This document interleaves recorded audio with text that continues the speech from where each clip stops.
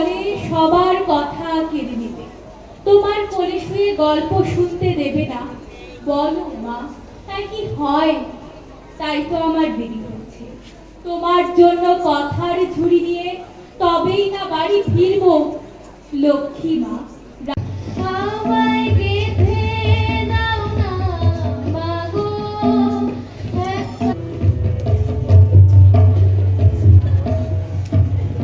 আশীর্বাদ